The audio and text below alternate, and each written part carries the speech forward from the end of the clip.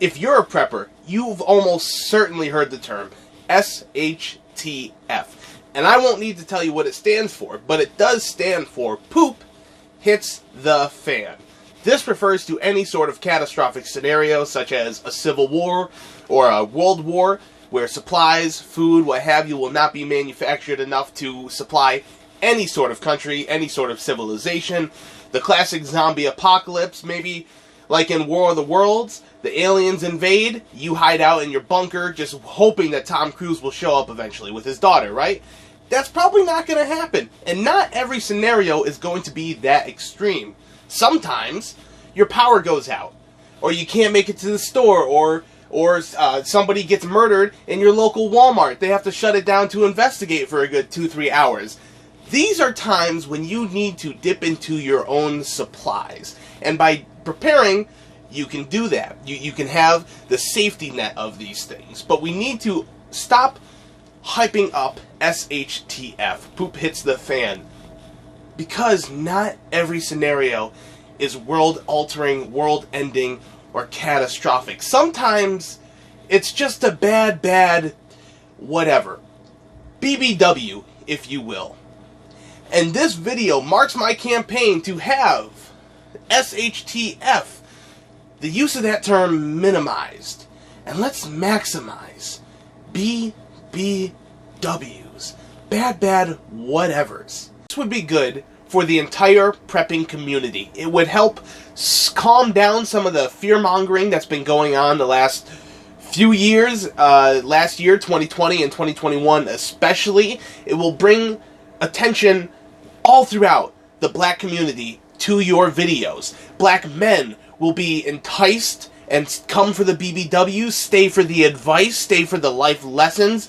Black women will show up just to tell you that they would do the apocalypse better than the other apocalypse do, boo. Ooh, I don't know.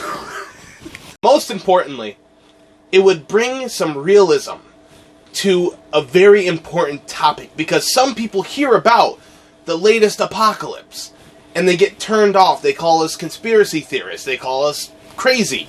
Whatever it is, you've probably heard these terms if you are a prepper. Or if you're not a prepper and you just happen to stumble across this video, you've probably called these words, you've probably called preppers these words. So just remember that not everything is an apocalypse. Sometimes things in the grand scope of things are just a minor inconvenience. Not every day is a day where a meteor is going to crash into the earth and only the people in their doomsday bunkers are going to survive. Honestly, they probably wouldn't survive either, because how deep can you really deep if you're working on a budget? But maybe you and 36 of your closest homies, including Newt Gingrich, are in California in a little, party, worshiping Molech, the owl god, and you prepare to self-sacrifice yourself, and you cut your hands with, a nice little K-bar USMC like this one right here, right? And then once you cut your hand, your blood doesn't start boiling, and you don't hear the ritual singing in your ears anymore, and you're like, oh my goodness, maybe this dude wasn't real. Maybe we are just a bunch of crazy white folks that live in the woods and worship this statue. Look up Bohemian Grove if you have never heard of it, by the way. But do you have enough Quick Clot, or enough gauze, or even enough Band-Aids to cure those boo-boos? You gotta have them, just in case the owl god that you have been worshiping and oppressing people to please over the last 36 years, maybe he's not actually real, and now you and some of your closest friends who maybe got venereal diseases from some of their concubines, you don't want that stuff on you. So do you have enough gloves to treat them without getting those STDs, STIs, ABCs yourself? I'm gonna take some words from Bear Independent here. If it's wet and not yours, don't touch it. So have some gloves ready, have some gauze, have some extra Band-Aids. Or also, maybe your son just trips and falls and skins his knee.